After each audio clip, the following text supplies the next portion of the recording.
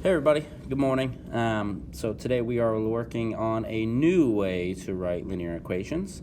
It is called point-slope form, but before we get to that, let's review a little bit of slope-intercept form. So the first one here, remember that in order to write it in slope-intercept form, which is y equals mx plus b, you need both the m and the b. Okay, so the m is our slope, which if we go left to right, this goes down 2 over 1, so that would be negative 2 over 1 or negative 2. And then our y-intercept, or our b in this case, is this positive 5, 0, comma 5, so b equals 5. So to write that in slope-intercept form, it'd just be negative 2x plus 5. Pretty simple. Okay, so number 3 here. So we're going to do the same thing. Take your 2 points, go down with the slope, brings you down negative 7, positive 1, so our m is negative 7. Okay, but now in this case, it does not touch the y-axis, at least where we can see it, but over time it'll eventually get there. So instead, we're going to use a point. Okay, this is 6 comma 0 right here, and we're going to plug it in to find b, just like we've done before. So y equals negative 7x plus b. Okay, 0 is y, x is 6. Okay, this gives us negative 42. All right, add 42, add 42. So 42 equals b. All right, I don't know why I circled that because we're not quite done. We still got to write it in slope-intercept form. So negative 7x plus 42. Okay. All right, moving on. A line that contains the points x1, y1, x2, y2. Okay, so we don't have a slope here, nor do we have a y-intercept, so we're going to have to figure this out. So 6 minus 4 over 2 minus 2 gives us 2 over 0, which is an undefined slope. Okay, an undefined slope, if you recall, is a vertical line. Okay, and we kind of talked about it before. Vux, okay, is how we describe a vertical line. So this is x equals, and what's the x value? X equals 2. Done. Okay, now question 3, obviously going back to that seems like a little bit too much, right? So there must be a better way to do this, and that is point slope form. So that's the new form that we're going to look at today. Okay, and that formula is y minus y1 equals m times x minus x1. Okay, where m is still the slope. All right, but now we're plugging in the point and from the point. Okay, so let's try it out on question 3 here. We have, again, that our slope is negative 7 over 1. Okay, and we have our point that we picked out, which is 6 comma 0.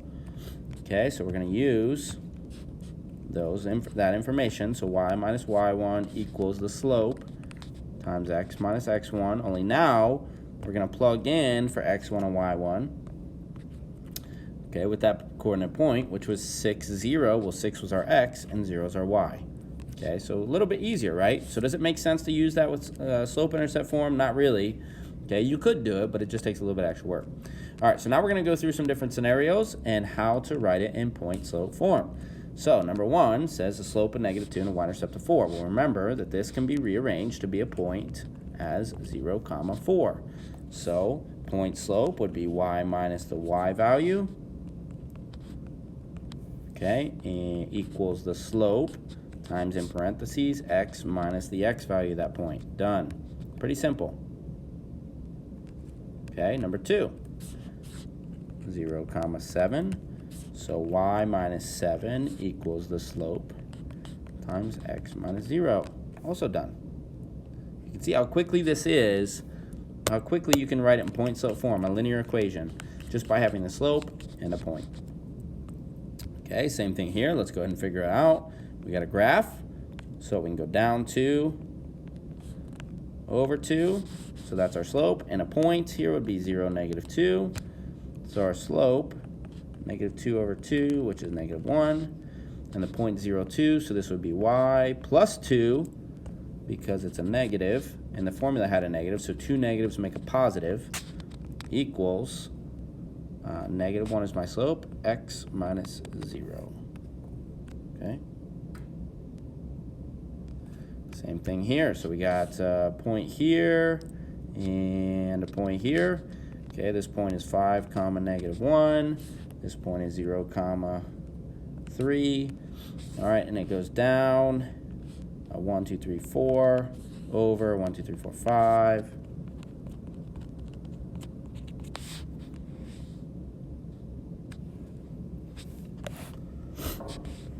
Okay, so point slope form, y minus 3. Okay, if I use this formula, or this point, equals the slope times x minus 0. Or y plus 1, if I'm using this one, equals negative 4/5 x minus 5. Either one is a correct answer. And now you might be asking, like, what? How can either of those be correct? Well, if you pull up Desmos, you can see. Okay, let's just go ahead and type this in again. So we have y minus 3 equals negative 4 divided by 5 times x minus 0. Okay, there's that. And you can see it does cross at 0, 3. And if we type in the other coordinate point that we used was 5 comma negative 1. All right, you can see that's also there. So we have 0, 3, and that 5, negative 1. They both go through it. Okay, so let's type in the other one, and you'll see y plus 1 equals negative 4 divided by 5, x minus 5. And look at that, okay? On, off, you can see that they're the exact same line. Okay, so that's how you can check your work with Desmos when you're working through this. All right, so now, slope of 3 and contains the point 6 comma 5, so this is pretty simple. Y minus 5 equals the slope times x minus the x value. And that one's done. So you can see really quick, if you have a point and a point slope, it certainly behooves you to know what point slope form is. Okay, next one, y minus 5, because it's x1, y1, equals negative 1 and x minus 4. Done with that one. So really quick examples. Okay, last two here from this scenario, we don't have the slope, so we're going to have to figure that out. So we have 10 minus 8 over 5 minus 4 gives us 2 over 1. So my slope here was 2. So I'd have y minus 8 equals 2 times x minus 4 if you use that point. Obviously, you'd plug in 10 and 5 if you chose to use the other one. Okay, last one, same idea. 6 minus 4 over 2 minus a negative 1. Okay, so this would be 2. 2 minus a negative 1. 2 negatives become a positive. So this would be 2 over 3. So y minus 4 equals 2 over 3 times x plus 1 because of the negative symbol up here. Okay, and that's how you write that linear equation. All right, real world example, a new book sells 500 copies in the first day. After this, 30 copies are sold each day. Write an equation in point slope form, modeling the number of books that are sold. Okay, so first day, you have 500 copies, and the rate of change is 30 copies every day. So our formula would be y minus 500 equals 30 times x minus 1. Okay, and if we copy that down, it says how many books are sold after 5 days? Well, that's an x value, okay, equals 30 times 5 days minus the first day. All right, so now we have y minus 500 equals 30 times 4. Y minus 500 equals 120.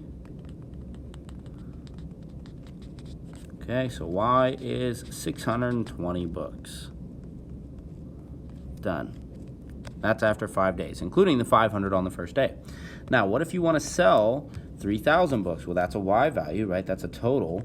So 3,000 minus 500 equals 30 times x minus 1, because we want to figure out how many days it takes. Okay, so we have 2,500 equals 30x. Remember, we're going to distribute minus 30. Add 30 to both. So we have 2530 equals 30x. And then divide by 30. And that gives you about 84.33 repeating. right, which is about 84 days and 8 hours, because that's a third of a day, or minimum of 85 days if you're not including hours. Okay, you can't sell them in 84 days. It wouldn't be enough. Okay, so that's how you do those. There's an exit ticket here. Go ahead and give it your best shot. Submit it, even if you only do partial credit, okay? And then let me know if you have any questions. See you guys in class.